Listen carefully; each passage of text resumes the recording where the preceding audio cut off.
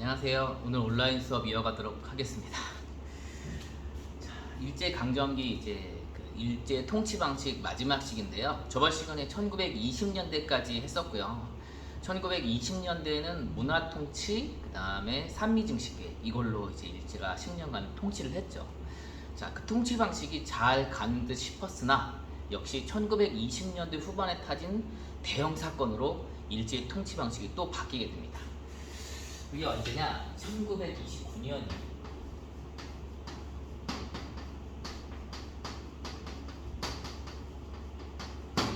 대공황이라고 해서 수능 세계사를 준비하시는 분은 잘 아실 텐데 전 세계적으로 경제가 몰락하는 아주 커다란 사건이 일어나게 됩니다. 미국에서 시작이 된 공급이 너무 많은데 수요가 쫓아가지 못함으로 인해서 공장들이 망하고 뭐 이런 이제 그 경제적인 파탄이 전 세계에 영향을 끼치면서 전 세계 경제가 완전히 그냥 파탄으로 가는 시기가 있어요. 이게 대공황이에요. 이 대공황을 극복하는 방법으로는 선진국들은 이제 국가적인 사업을 벌여서 실업자들을 일을 시키고 그에 돈을 줘서 극복하는 미국의 뉴딜 정책 같은 게 대표적인데요. 그런 식으로 극복을 했지만 돈이 없는 국가들은 그런 정책을 하기도 어려웠어요. 그래서 이런 대공황을 극복하기 위한 방법 중에 또 하나가 뭐냐면 극단적인 방법이지만 전쟁이라는 게 있어요. 전쟁을 하게 되면 군수공업이 활성화되고 일자리가 늘면서 어느 정도 이 대공황을 극복할 수 있는 여지가 생기거든요. 그런 전쟁을 택한 나라가 독일과 일본이 있었어요. 그 중에 우리가 이제 관심 있는 나라는 역시 일본이 되겠습니다. 그래서 일본은 1929년 경제대공황이 닥치자 이를 극복하기 위한 방안으로 전쟁을 택하게 돼요. 그래서 1931년도에 만주 지역을 쳐들어간 만주사변, 1937년에 중국 본토를 침공한 중일전쟁, 심지어 1941년도에는 미국과 전쟁을 했는데 이것을 태평양 전쟁이라고 합니다. 그래서 1929년 대공황 이후 3, 40년대로 넘어가면서 일제는 전쟁을 벌이는데 그 상대국이 중국과 미국이에요. 규모와 그 사이즈가 너무나 큰 차이가 나잖아요. 이 일본 혼자서 이 두 국가와 상대하는 거는 쉽지가 않거든요. 특히 중국. 그래서 이 나라들과 상대하기 위해서는 조선인들을 전쟁에 동원해야 할 필요가 있고, 조선인들이 미쳤다고 일본인들을 위한 전쟁에 나갑니까? 그래서 이제 조선인들 너희들 민족은 아예 없다. 너희는 애초 우리 일본과 같은 민족이다. 천황한테 충성을 바쳐라! 라고 하면서 우리나라 민족을 없애기 위한 정책으로 나가요. 3, 40년대. 그거를 민족 말살 통치라고 합니다. 자, 그래서 오늘 본격적으로 나갈래요. 세 번째 내용이죠. 1930, 40년대 일제의 통치 방식입니다. 정치 통치 방식. 쉬워요. 1910년대 무단 통치, 1920년대 문화 통치, 1930, 40년대 민족 말살 통치라고 얘기합니다. 민족 말살 통치.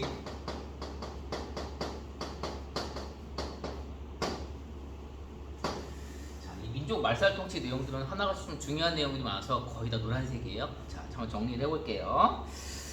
자, 일단 이 민족 말살 통치를 해가지고 기본적인 목표를 하나 알아둬야 되는데, 결국 여기 이렇게 함으로 인해서 뭐 해야 하는 것이다? 전쟁에 동원하는 거예요. 이게 큰 목적입니다.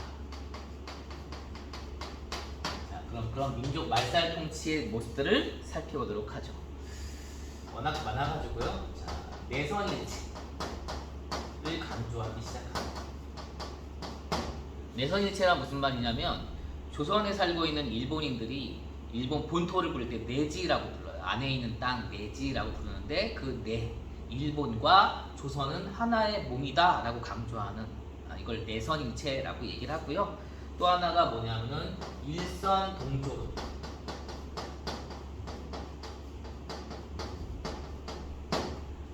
이런 거를 이제 강조를 합니다. 일선동조로는 쉽죠?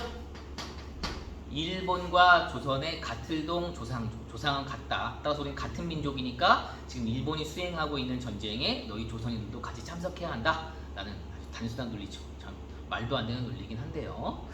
자, 그 다음에 두 번째, 한국신민서사.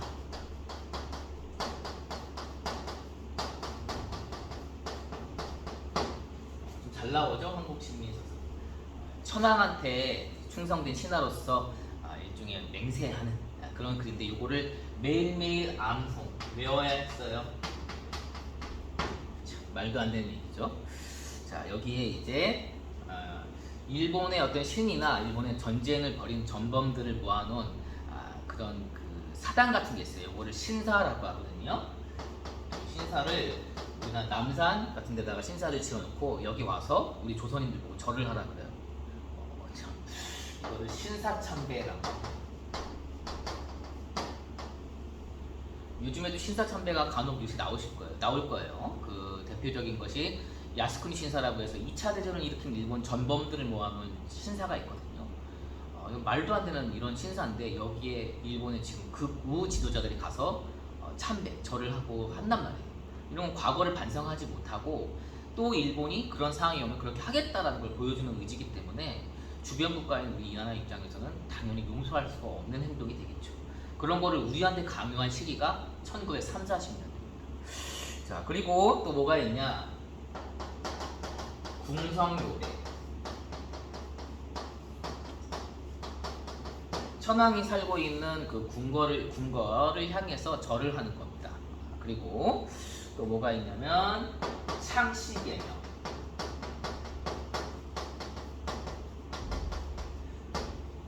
우리 조선인의 이름을 버리고 일본식 성명을 가지게 하는 거죠. 조선인들 말 그대로 조선 민족을 없애는 정책들이에요. 자, 이렇게 되어 있고요. 그 다음에 네 번째로는 한국어 교육.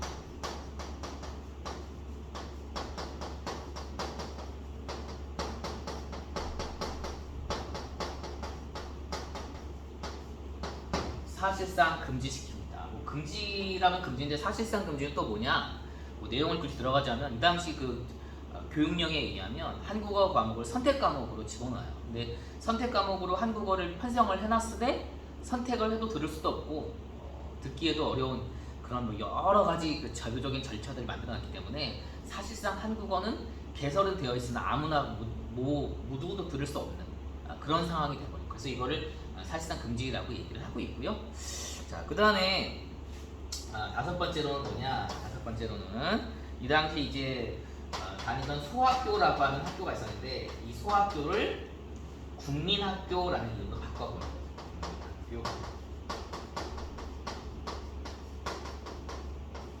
1941년도에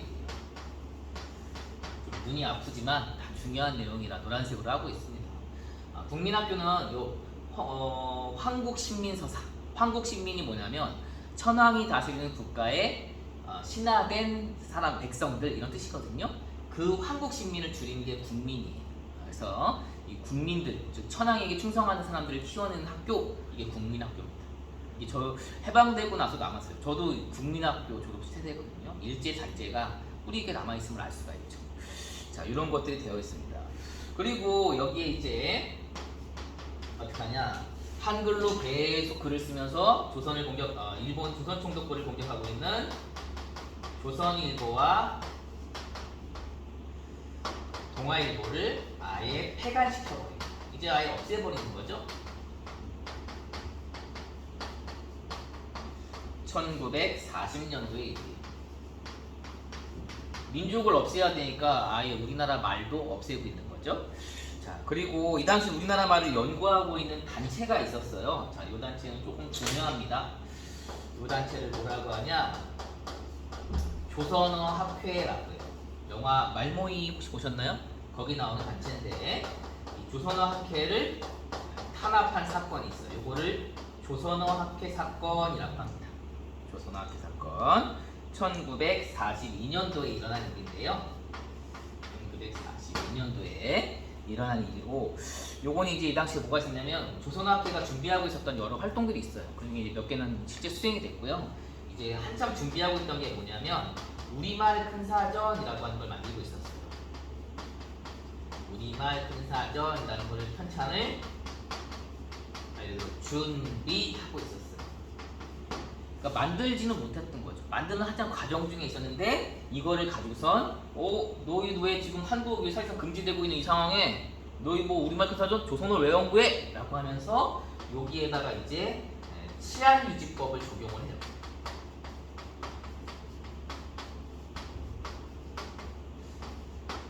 치안유지법을 적용을 해서 이거를 이제 결국 조선학교를 탄압을 하고 해산시키는 사건, 이거를 조선학교 사건이다 라고 보시면 되겠어요. 그래서 민족말살통치는 어떤 내용을 수능에 내든 어떤 내용을 모의고사에 내든 내신에 내든 다 하나같이 답이 될 수 있는 중요한 내용들이 상당히 많습니다. 좀 이렇게 우리 민족의 가슴 아픈 일이지만 이런 것들이 돼가고요.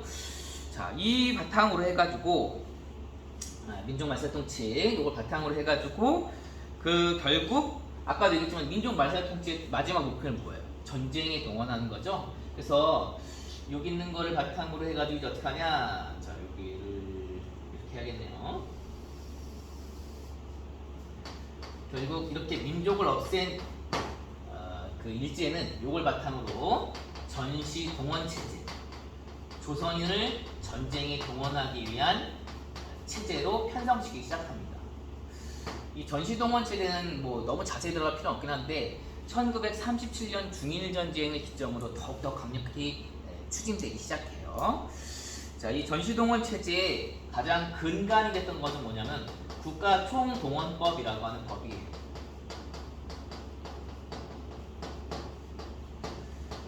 국가총동원법이라고 해서 1940년도에 만들어진 법이 있는데 이 법을 바탕으로 해가지고 이제 본격적으로 전쟁에 동원을 하고 있죠. 자, 그러면서 이제 나오는 것이 뭐냐? 일단 병력이 좀 달리거든요. 중국인이 워낙 많다 보니까 조선인들을 대상으로 지원병을 모집합니다. 이 지원병 가지고도 병력이 부족하니까 이제 어떡하냐? 의무적으로 사람들을 차출해요. 이거를 징병제라고. 우리 지금 현재 한국이 징병제죠? 있고요. 자, 그 다음에 세 번째. 전쟁을 하면요, 싸우는 사람도 필요하지만 그 전쟁에 들어가는 여러 물자, 석탄, 여러 지하자원, 이런 것들을 만들 수 있는 공장에 투입돼서 일을 해야 할 사람들이 필요해요. 그래서 그런 사람들을 동원하는 징용령. 그렇죠. 이 당시 일본 대기업에 끌려가셨던 우리 조상분들 중에 이 징용으로 끌려가셨던 분들이 하시마섬이라고 하죠. 거기 가서 제대로 된 노동의 대가를 받지 못해서 얼마 전에 우리나라 대법원에 재판을 걸었죠. 자기는 노동의 대가를 우리 받지 못했다라고 하니까 대법원 받아라 제대로 얘기를 해서 그 일본 회사에 이제 의무를 부과했는데 그에 대해서 일본은 오히려 반발하고 나오고 있죠. 나오면서 우리나라 반도체 관련된 제품들을 수출을 중단한다거나 그 당시 수상이자 아베였죠. 이런 식으로 해서 진행되고 있는 여러 사건들이 지금도 현재 진행형이에요. 계속 이어지고 있는 것들이죠. 그 다음에 여자들도 여자 정신 근로형이라고 해서 여자들도 이제 끌고 가서 일을 시킵니다. 그 중에 우리가 특히 눈여겨봐야 할 거는 이제 뭐냐라고 한다면 위안부라고 하는 존재들도 있습니다. 한국인들이면 거의 다 아시겠죠. 위안부라는 명칭은 사실은 마음에 안 들어요. 위안이라는 게 뭐냐면 일본 측 주장. 그러니까 일본의 전쟁으로 인해 마음이 좀 상처 입은 일본 군인들이 그런 성관계로 마음에 위안을 얻는다라고 하는 말도 안 되는 단어거든요. 그래서 사실은 위안부라는 용어를 쓰지 말자는 운동도 많았었습니다만 이걸 대체할 만한 용어들이 딱히 눈에 띄지가 않아요. 성노예 이런 것들도 조금 이제 맞지 않는 것 같고 또 이 당시에 우리 위안부 할머니들이 지금 살아계신 분들 계신데 이분들도 위안부라는 용어를 쓰기를 원하세요. 그래서 왜 그런 거 하니? 당시 일본이 쓰던 용어인데 일본이 쓰던 용어를 이렇게 계속 드러냄으로 인해서 우리가 과거의 역사적 사실을 정확히 인식할 수 있고 그래서 우리가 일본의 그 잘못된 점을 계속 공부해 나가고 지적해 갈 수 있는 여지가 된다라는 거예요. 그래서 위안부라는 용어는 마음에 안 들잖아요. 그래서 일본이 쓰는 것이다 라고 해서 위안부라는 용어를 쓸 때는 보통 작은 따옴표, 인용보를 써요. 일본이 소위 위안부라고 하는 분들을 당시 끌고 갔다. 이게 일본 여러 기록들을 살펴보면 일본 정부가 개입이 돼서 조직적으로 끌고 간 것이 확실시됨에도 불구하고 일본 정부는 그걸 또 부인하고 있죠. 자, 이런 것들이 이제 있습니다.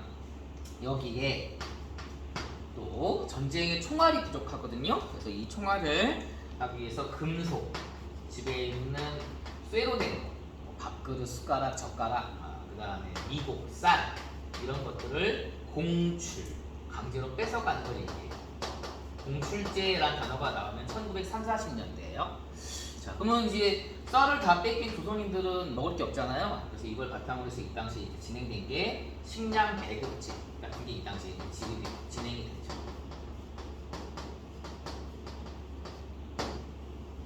요게 1930, 40년대 정치와 연관된 겁니다. 자, 1910년대 무단 통치, 20년대 문화 통치, 3, 40년대 민족 말살 통치. 잘 나눠서 정리하시고요. 이제 경제 파트만 정리하면 끝이에요. 자, 경제 파트는 1910년대에는 토지 조사 사업, 1920년대는 산미 증식 계획, 1930, 40년대는 전쟁이잖아요.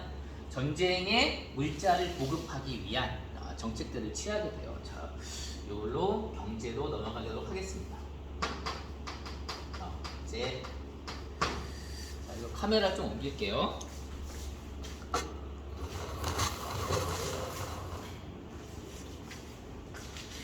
괜찮나요? 네. 자, 여기 경제에서는 이 당시에 이제 어떻게 해야 하나요? 자, 식민지 공업화 정책이라고 보시면 되겠습니다.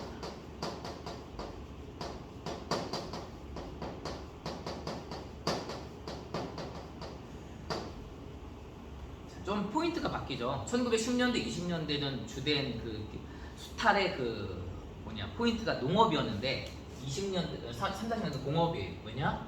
전쟁에 동원할 여러 물자들을 만들어내야 되니까요. 자, 그래서 이 여기에 그 목적을 살펴보게 되면 지금 일본이 1930, 40년대에 어떻게 하고 있어요? 중국과 전쟁을 하고 있죠. 전쟁에 들어가는 물자를 만들어야 돼요. 그걸 가까운 조선에서 이제 이걸 뭐라고 하냐면 병참기지. 조선을 병참기지가 즉 전쟁과 연관된 물자를 준비하는 기지로 만들겠다. 이게 식민지 공업화 정책의 목적이고요. 그 내용을 살펴보게 되면 주로 중국과 가까운 북부 지역의 중화공업, 탱크라든가 이런 여러 무거운 것들 있죠. 무기 같은 것들을 만드는 중화공업을 육성하는 그런 식으로 가게 되는 것이 식민지 공업화 정책입니다. 자, 이 정책은 한계를 좀 가지고 있죠. 우리나라 입장에서 볼 때 한계는 크게 두 가지인데 일단 너무 어떤 게 발생하냐, 여기 산업 간 불균형이 심화됩니다. 불균형이 커지게 됩니다. 왜냐하면 이 당시 일본이 특히 우리나라에 주력했던 것은 무슨 산업이냐, 무기산업, 군수산업이기 때문에 군수산업만 기하급수적으로 발달을 한 거예요. 사람들에게 실질적으로 필요한 소비재, 치약, 칫솔, 그 다음에 여러 가지 생필품 있죠? 이런 걸 만드는 공업은 좀 발전이 더뎠던 거죠. 자, 되는 것이고, 그 다음에 두 번째, 지역 간 불균형도 커지게 돼요. 왜냐? 이런 공장들을 다 지금 어디만 짓고 있어요? 북부 지역에만 짓기 때문에 그렇죠. 자, 이게 차 있다. 그래서 나중 얘기긴 하지만 1945년 해방됐을 때 북한 지역에는 소련군이 들어오고 남한 지역에는 미국군이 들어오는데, 그래서 분단이 어느 정도 이제 나눠지게 됐을 때 그 당시에 경제적 상황을 비교하면 북부 지역이 월등히 잘 살았어요. 그 당시에는. 왜냐? 바로 이런 식민지 공업화 정책의 영향 때문이기도 하죠. 자, 여기 되어 있고요. 자, 그 다음에 이거 외에 이제 여러 가지 다른 것들이 있는데요. 1930, 40년대 경제정책으로 나오시는 게 남면 북양 정책이라는 게 있습니다. 남면 북양 정책. 자, 일본은 메이지 유신 이후에 산업의 그 포인트를 잡은 나라가 영국이에요. 영국을 모델로 해서 산업혁명을 진행하는데, 영국이 주로 산업혁명이 시작된 게 면제품, 방지기, 방적기 이런 거로 해서 시작이 되거든요. 그래서 일본도 그런 의류, 면제품, 면직물, 모직물 이런 거에 되게 주력을 해요. 근데 1929년 경제대공황으로 인해 가지고 세계 경제가 어려워지면 각국이 보호무역이라는 걸 하게 되면서 자국의 원료를 수출하지 않아요. 자국 산업에 투자하기 위해서.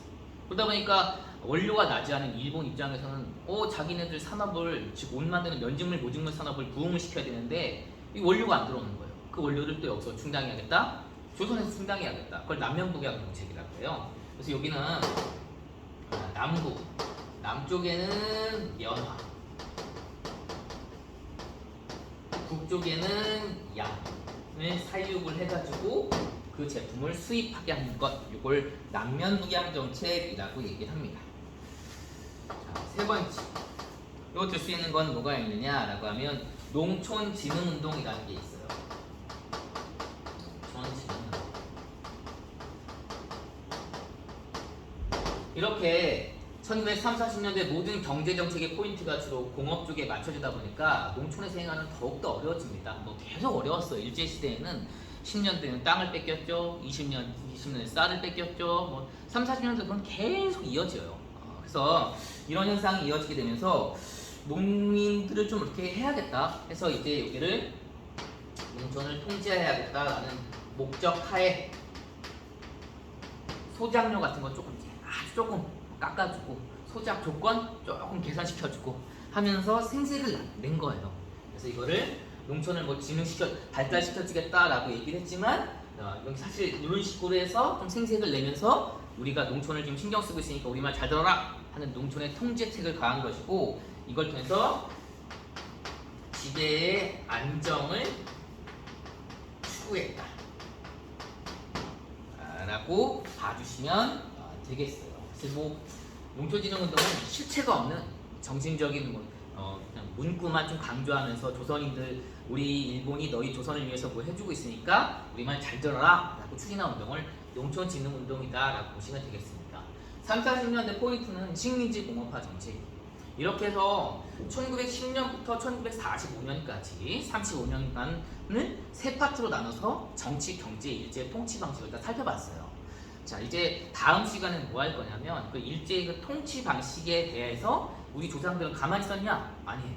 조상들은 이에 대항해서 아주 거적적이고 또 자기 입장에서 열심히 하는 독립운동들을 각자 추진을 하세요. 그거에 대해서 우리가 이제 살펴보게 될 겁니다. 그 부분에 대한 얘기는 다음 주에 이제 기말고사 끝나고 나서 얼굴 보면서 진행하도록 하죠. 오늘 고생하셨습니다.